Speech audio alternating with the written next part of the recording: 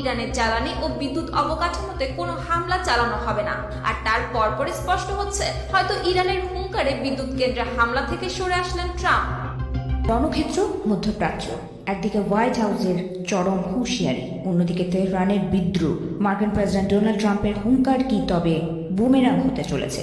মাত্র 48 ঘন্টার আলটিমেটাম ফুরিয়ে আসার আগেই বিশ্ব রাজনীতিতে শুরু হয়েছে এক নজিরবিহীন বাদানুবাদ।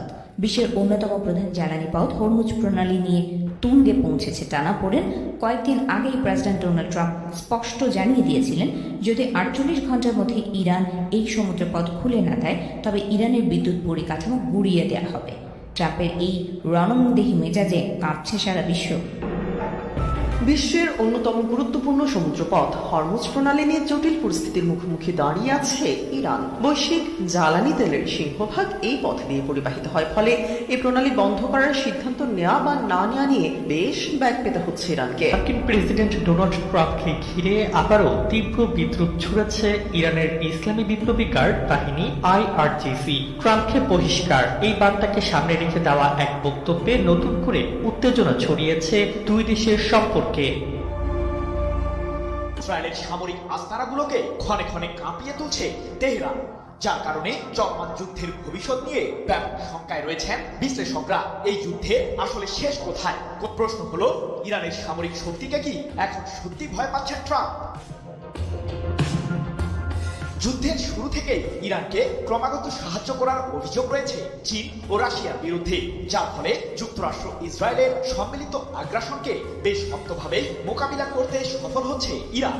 ইহুদিবাদীদের ক্ষেত্রে ফলশূন্য এই যুদ্ধকে ঘিরে এখন বেশ চিন্তাতেই রয়েছেন মার্কিন প্রেসিডেন্ট ট্রাম্প, কারণ সর্বশক্তি দিয়েও ইরানকে কোনোভাবেই দমাতে পারছে না যুক্তরাষ্ট্র ও ইসরায়েলের সামরিক বাহিনী।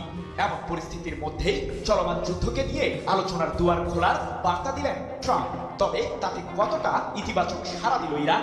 মধ্যপ্রাচ্যের যুদ্ধের ভেতরে লুকিয়ে আছে এমন এক বাস্তবতা যা শুরু থেকেই ছিল প্রশ্নবিদ্ধ। কুর্দিস্তানের প্রভাবশালী রাজনৈতিক নেতা বাফেল তালাবানি সতর্ক করে বলেছেন, কুর্দি বাহিনীর কোনো অগ্রগতি প্রত্যাশিত ফলের ঠিক উল্টো প্রতিক্রিয়া সৃষ্টি করতে পারে। তার মতে ইরানের জনগণ অত্যন্ত জাতীয়তাবাদী মানসিকতার অধিকারী, ফলে সীমান্ত পেরিয়ে কোনো আক্রমণ হলে তা জনগণকে বিভক্ত না করে বরং ঐক্যবদ্ধ করে তুলতে পারে। যুদ্ধের আরেকটি গুরুত্বপূর্ণ দিক তা হল ভুল অনুমানের উপর দাঁড়িয়ে নেওয়ার সিদ্ধান্ত। ইসরায়েলের প্রধানমন্ত্রী বেনিয়ামিন নেতানিয়াহু নাকি ব্যক্তিগত বৈঠকে অসন্তোষ প্রকাশ করেছেন।